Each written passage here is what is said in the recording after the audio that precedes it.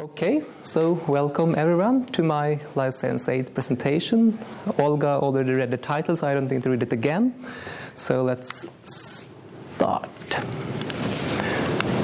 I'm going to talk a bit about the background, method, results, and conclusions of my thesis work. And first to the background. We who are doing research, most of us want to save the world in one way or another. And one way to do that currently is to keeping the global temperature increase within this target set by the IPCC. This requires a reduction in CO2 emissions. And households account to around 20% of the European CO2 emissions, so they are important to study. So how do you reduce these CO2 emissions, considering the energy sector? Well, first you can, in general, reduce the energy consumption, but you also can increase the share of renewables in the power grid. In order to be able to increase this share of renewables, you have to make the grid smarter so that they can cope with these intermittent energy sources such as solar and wind. And also you can use these energy communities in the European Union where people go together and then try to have a small microgrid and handle their own electricity away from the grid. But all of this, the energy reduction and the smart grids, this is largely dependent on the behavior of the residents. The IPCC says that behavior change can significantly reduce emissions. And also, climate actions may be more cost-effective and socially acceptable if factors affecting behavior are considered. So apparently, it's not only me saying it, it's IPCC. And also in looking at some apartments in Stockholm Royal Seaport, we can see that there are apartments that have similar floor area and the same number of residents. And even so, there can be an up to 3 times difference in electricity consumption. And this should then be attributed to the behavior of the residents. So how can you change this behavior then? Well, I have looked at 2 behavioral change theories in this thesis. The first is theory of planned behavior, and the second is the social identity theory.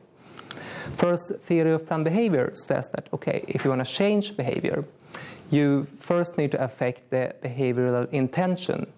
And to do that, you need to affect the person's attitudes toward the behavior, the perceived behavioral control, which means, do you think that you can do something about behavior? And also the subjective norms, which can be descriptive and injunctive. And what does subjective norms mean? Well, it's more about how you think that persons important to you behave. So I'm looking at other people, how do they behave? Or how do I think that these other people important to me think that I should behave? So and often when we talk about these persons important to you or important others, you might think that, okay, maybe that's your friends and your family. But one thing that you maybe don't pay so much attention to is the groups that you are part of. Then we go to the social identity theory, which says that, so if you're a member of a group, this plays a role in shaping your social identity, and this is a part of your self-concept. What are these groups then? Some groups you are born into, like nationality, for example. Other groups you are willingly or unwillingly categorized into by others. And then you might also have groups that you absolutely don't want to be part of because they might lower your self-concept. But let's say that there is a group that you are interested in and you think that it's important to be part of this group. Then the theory says that the more that you identify with such a group, the more you want to adhere to the attitudes and norms of that group. And in those respects, in the end, you become like the other members in the group. And this will make them like you more, and it will affect your social identity and your self-concept. So, to summarize, to change behavior, you want to affect the attitudes toward behavior. You want to make the person believe that he or she can change the behavior. And you want to use social influence, which is with the focus of the thesis. So how can we change? the behavior regarding electricity consumption in particular? Well, often there is a view that says that, okay, people don't have enough information, so they are not doing the right thing. If you could just give them more information, they would change their behavior. This can be called the information deficit model in social sciences. But it turns out, so if we give people feedback on their consumption, then they will change their behavior, right? Well, no, it turns out that it's not that simple.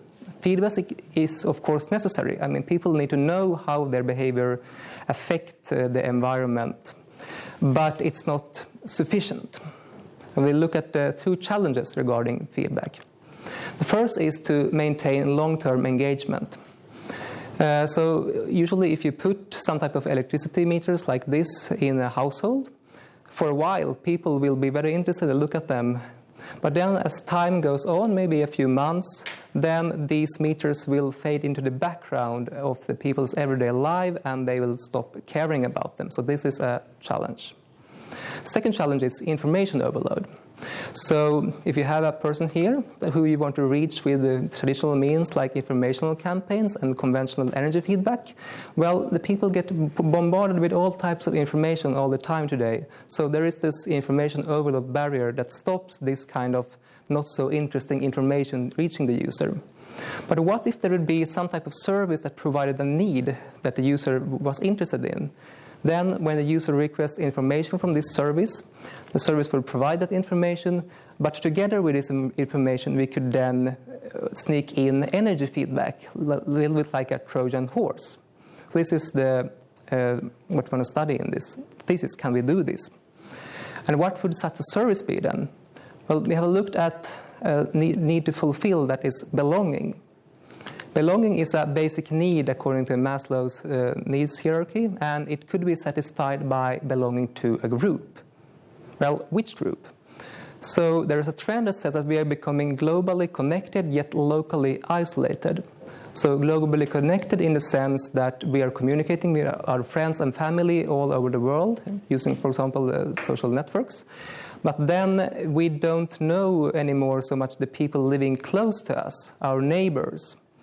There are 50% of the Americans and 70% of Swedes living in apartments say that they know none or very few of their neighbors well. Also, the same survey says that, okay, they ask, would you like to know your neighbor better? And in fact, like I said, 21% says yes, 48% says maybe, so around 70% is at least not, in some sense, they want to know their neighbors better. And especially large is age group 30 to 39, where almost a third say that they want to learn to know their neighbors. So, taking all this into consideration, if we want to overcome information overload barrier by fulfilling user needs, we want to decrease the local isolation among neighbors by connecting neighbors, and we want to create effective feedback by using social influence. So because of this, we have chosen in this thesis to study the engagement solution that is a local social network, and where we then will provide energy feedback. What is a local social network then? Well, if you compare it to Facebook, Facebook has the whole world as its target, while in a local social network you would target people in a restricted area that could be a neighborhood. Also in Facebook you usually communicate with people you already know, like friends and family, or maybe groups that you're already part of, like your sports team or something. While in a local social network you would communicate with your neighbors, and you might not know them already, but hopefully you might then learn to know them better as you communicate with them. So coming to the aim and objectives of this very interdisciplinary thesis. The aim is to examine the potential of a local social network as an engagement solution for providing energy feedback. And I have 3 objectives, and I will read them from the slide here. The first objective is to identify the needs of residents that could be served by a neighborhood-based local social network, and explore whether such a network could provide a beneficial context for presenting energy feedback. The second objective is to identify and evaluate a set of design principles for energy feedback and use them to propose a prototype feedback design suitable for use in a local social network. The third objective is to design and implement a baseline study for measuring changes in aspects of social and environmental sustainability in a neighborhood, such as social cohesion, trust, safety, and energy attitudes and behavior, that the introduction of a local social network to this neighborhood could achieve.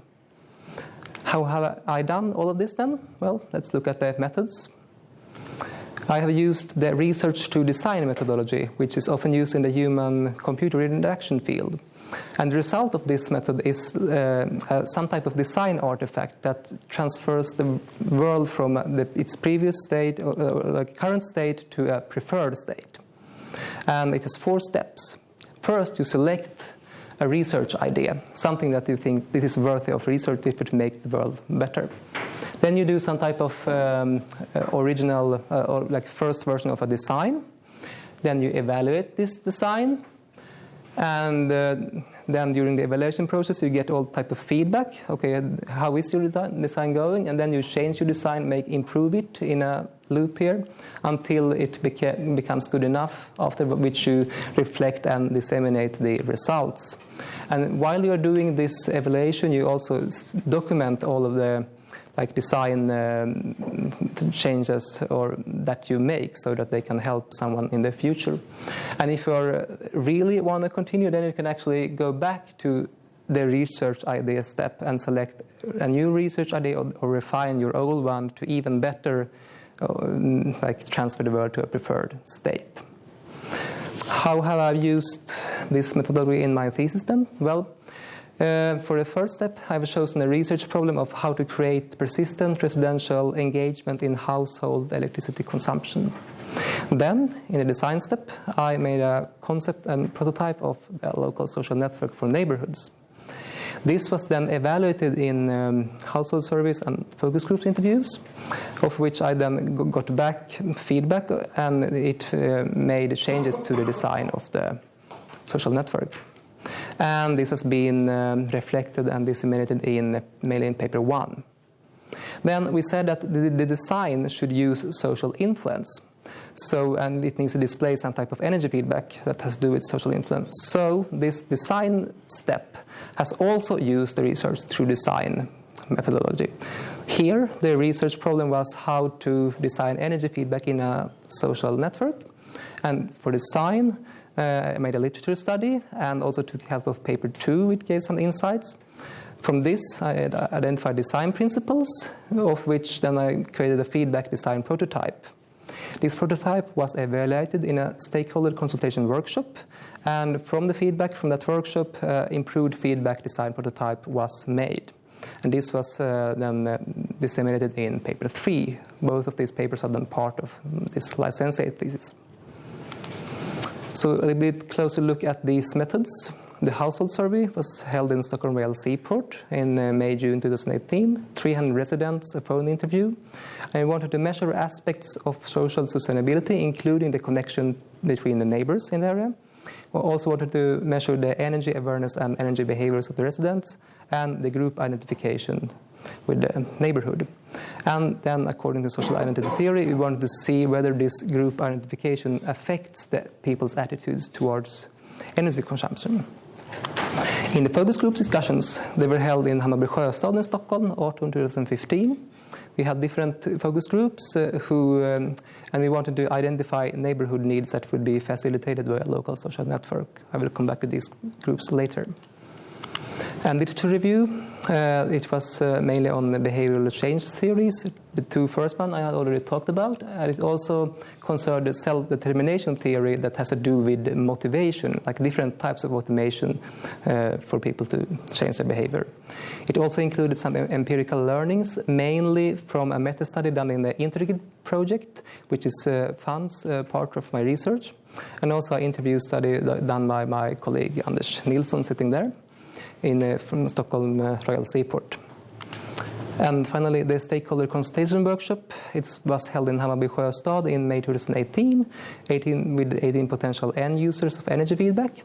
And we, of course, wanted to get these end users' feedback on the prototype that we showed them, but also find empirical support for these design principles that we have that have been found in the literature review. This stakeholder workshop was held like this. First, you presented the participants with an image of this prototype feedback that you have created, but we didn't tell them anything about it. We just showed it. Then they thought a little bit for themselves about the feedback, and they discussed it in groups. Then later, we explained to them, okay, what is this feedback all about, and then again discussed it in groups. And we recorded these group discussions, and they were then transcribed and coded so that we could get statistics out of the workshop. Over to the results. What did we learn from all of this? Now I'm going to go through each objective or part of an objective and then show how they were fulfilled.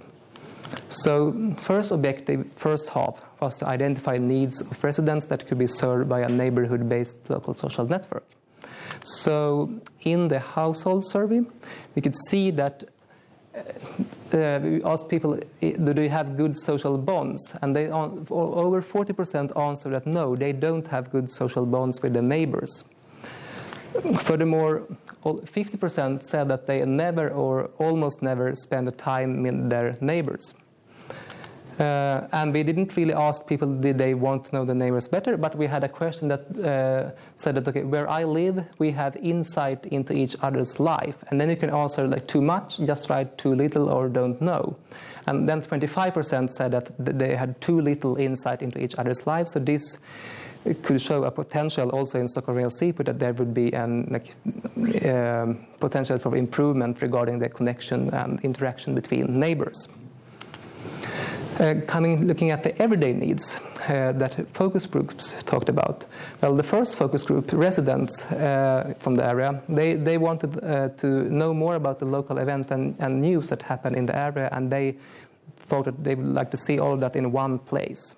Also, they wanted information from the municipality about things happening in their area, because they felt that, okay, they start building things and they had no idea what is happening here. The second focus group was homeowners association, or boards of homeowners association, and they wanted a better way to communicate with their members and also a way to discuss internal matters with members. The third focus group was about environment, and they found a need to educate residents about sustainability matters.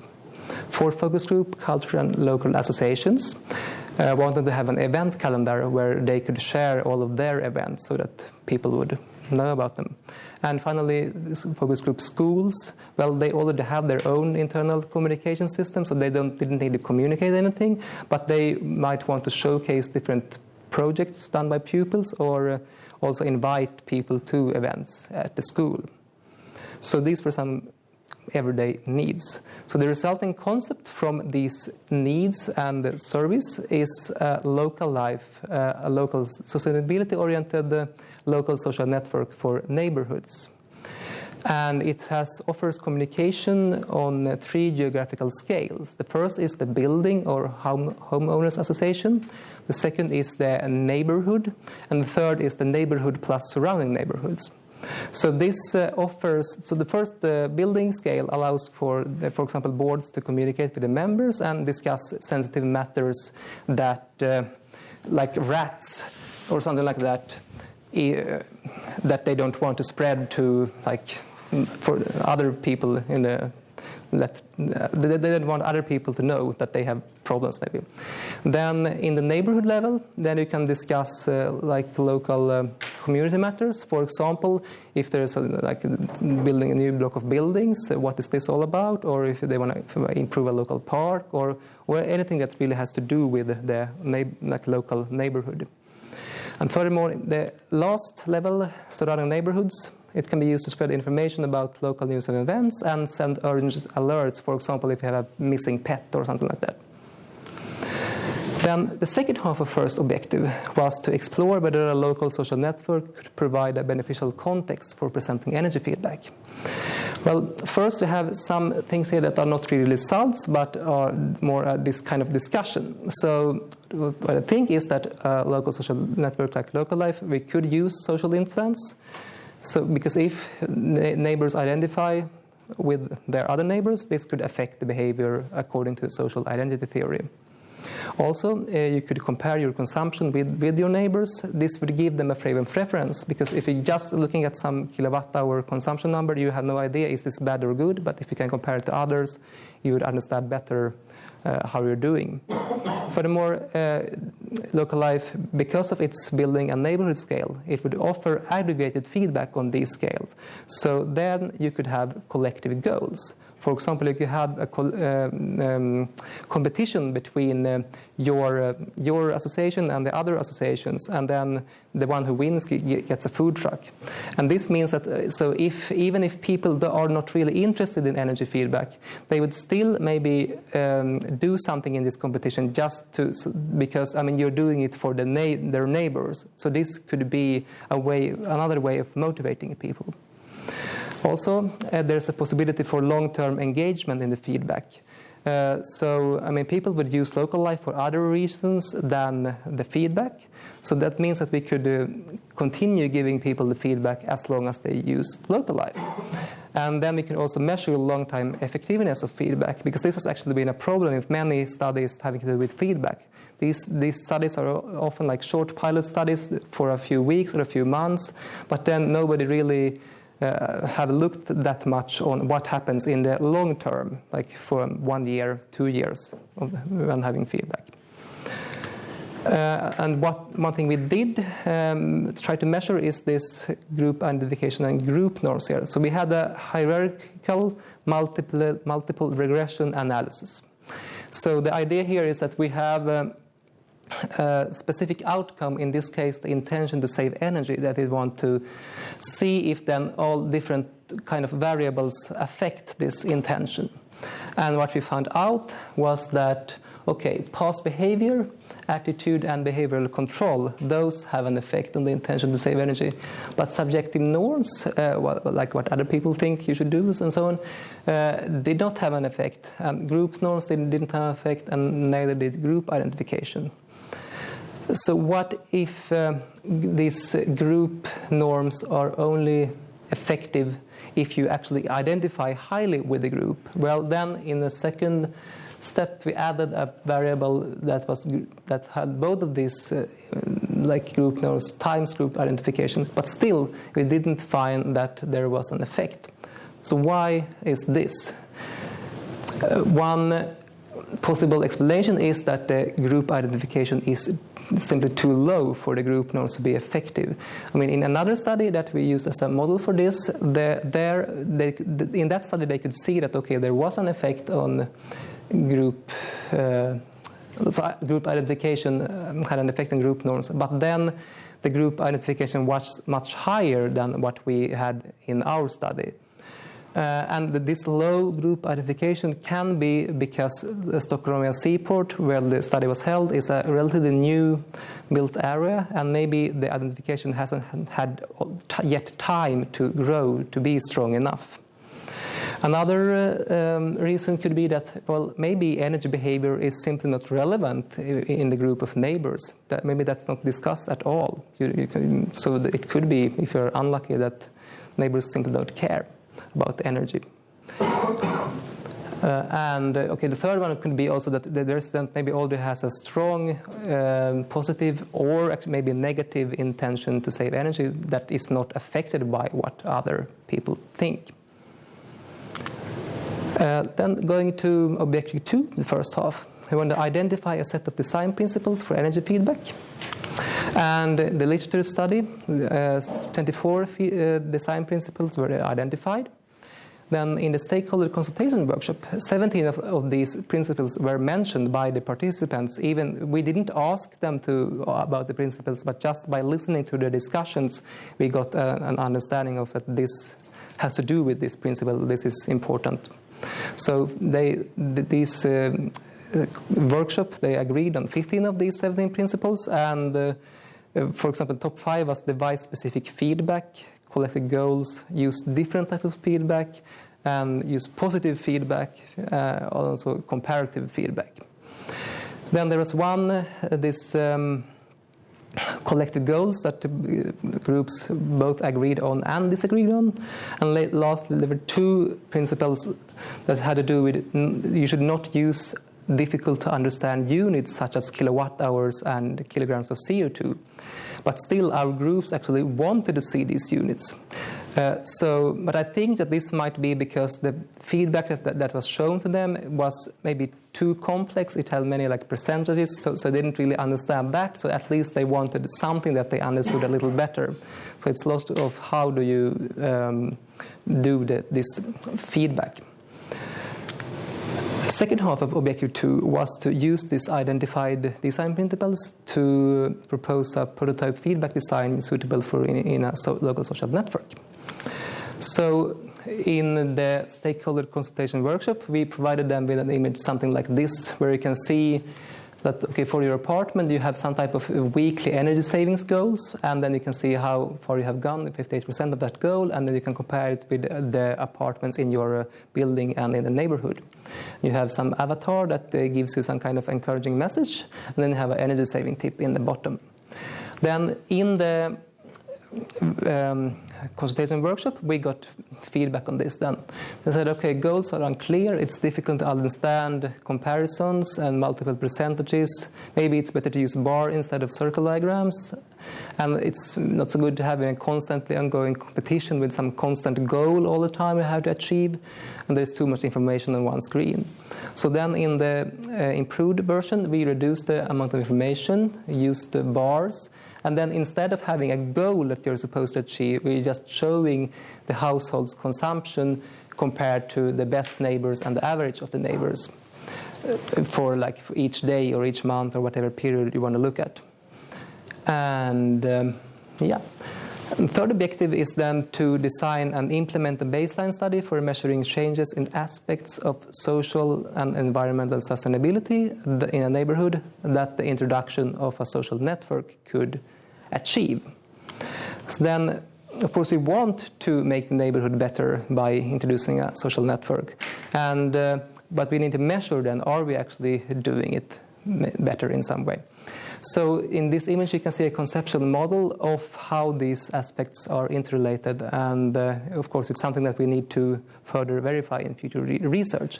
But the basic idea is that, okay, if we introduce a social network, well, then that would increase the social bonds with the neighbors. This would in turn then increase the trust, safety, and place identification with the neighborhood, which means how do you feel that this is your neighborhood? Furthermore, according to the social identity theory, this could then increase the pro-environmental attitudes. And also, if you look at sharing economy, an important part of that is trust. You only want to share stuff with people that you can trust. So if you can increase the trust, that would increase the probability for sharing economy. And then there is a possibility that these sharing economy activities will also lead to an increased environmental sustainability. And it turns out that in the household survey that was made, all of these aspects here, marked with a star, are measured. So then I would say that the third objective is fulfilled. Now, coming to some conclusions. So we can say that there are needs that a local social network could fulfill. The basic need of belonging could be fulfilled by increasing the connection between neighbors. And we have these everyday needs from focus groups, that's communication on different levels. Then a local social network could be beneficial for energy feedback. We could hopefully use this social influence, but it might require an increased group identity with your neighbors first. But as this is something that is the point of a local social network, so it should be some type of win-win situation, so that you introduce a social network, people get to know each other better, and then the feedback also has then better effect. Also, we already said that feedback could be provided for a long period of time, and this is a problem in many previous studies. Then lastly, it could be seen that it's challenging to have theoretical principles and then try to make some type of design out of these principles. It's important to test the design that you make with potential end user to know that they actually understand what you have designed. And also, one size does not fit all when it's regarding feedback. So I mean, some people might like competitions, others don't like them. So you need to have some type of like different parts of feedback that could be interesting for as many people as possible. So the contribution of this thesis is this engagement solution of a local social network. It has the engagement mechanism of user needs. I mean, have used energy feedback design principles to create feedback, and there's this evaluation method to see whether a local social network can increase the environmental and the social sustainability. And in further research, your future research, we need to first implement this energy feedback in an actual local social network, and then evaluate whether this is its effectiveness versus other type of feedback. For example, the displays in wall that have done by Anders Nilsson here. And also want to measure these changes in social sustainability by follow-up service. Then we could use local social network for an engagement and education solution for other materials flows as well. For example, waste and recycling, where we're going to start a project with the NLEC, and hot tap water, which is also has a lot to do with behavior.